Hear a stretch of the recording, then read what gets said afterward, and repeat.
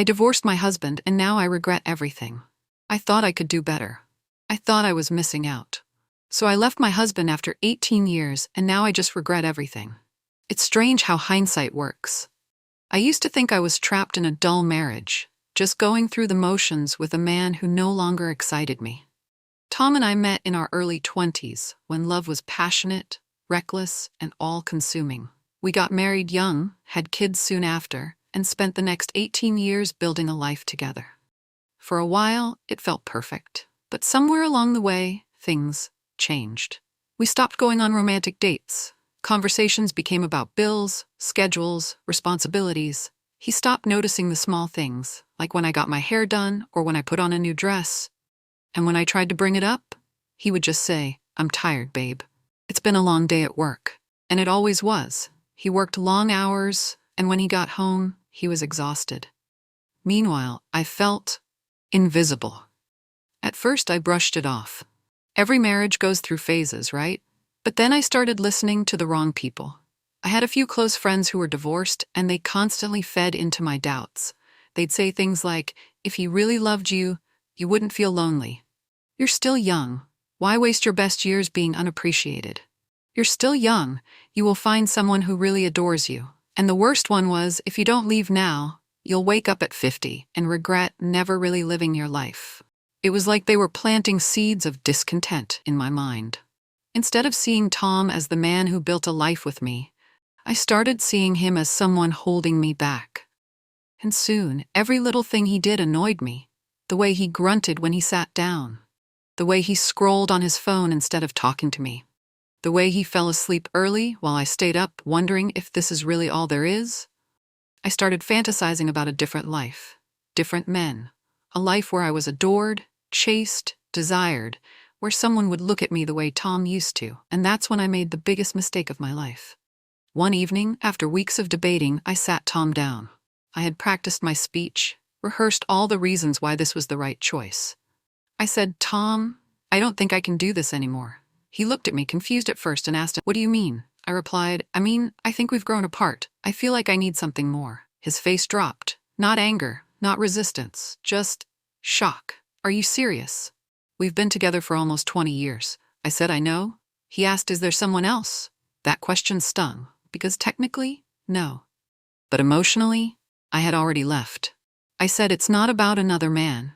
It's about me. I feel like I've lost myself." Tom sat in silence for a moment. Then he nodded slowly and said, "If that's what you want, I won't stop you." Just like that. No begging, no pleading. He accepted it.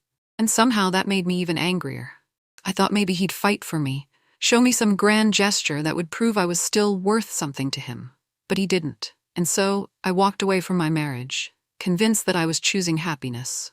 We both got our lawyers and the divorce was fairly straightforward, without really any arguments. Tom pretty much let his lawyer do most of the negotiations, and before I knew it, we were officially divorced. At first, being single felt freeing. I moved into a new apartment, decorated it exactly the way I wanted. I went out more, started dating again, and felt that thrill of new attention. Men flirted with me. I felt wanted again. And for a moment, I thought I had made the right decision, but then reality hit. The men I dated were charming at first, but shallow. They didn't really care about my dreams, my fears, or my soul. They were just interested in what I could offer them, temporarily. The one thing that I didn't see coming was that I started missing Tom. One day I ran into an old mutual friend. We caught up and then casually she said, "Oh, and did you hear? Tom is seeing someone new." My heart stopped. I literally felt nauseous and thought I might vomit. I said, "Oh, that's nice." I forced a smile, but my chest felt tight. That night, curiosity got the best of me. I searched for him online, and there it was, a picture of Tom, smiling, with another woman. She was beautiful, younger, and successful. And that's when it hit me. I had actually lost more than I ever could have imagined when I left. One night, after yet another disappointing date, I sat alone in my apartment, the silence deafening. I picked up my phone and texted Tom. "Hey, how have you been?" I watched as the typing bubble appeared. Then it disappeared. Then finally, he replied, "I've been really good, actually. Hope you're doing well, too." That was it. It was polite and respectful, but it was surprisingly cold. It felt like something a stranger would reply, not something that a person that loved you for 20 years would reply. And that's when I realized I had ruined a love that was so real for meaningless encounters. I was so focused on the qualities that Tom didn't have that I forgot about all the qualities that I loved. If I could go back, I would do everything differently. I would appreciate the man I had. I would communicate my feelings instead of resenting him silently. And mostly, I would have stopped listening to bitter, lonely people who wanted me to be like them. Because now that I'm like them, they say that they didn't think I would have thrown away a good man like Tom. I even heard from one friend that one of my now ex-friends tried to get with Tom before the ink on the divorce paper was even dry. She encouraged me the most to leave, and I was so stupid to believe her lies, all while she was hoping to snake her way into my spot. I hate her so much, and I hate that she helped coerce me into destroying my marriage.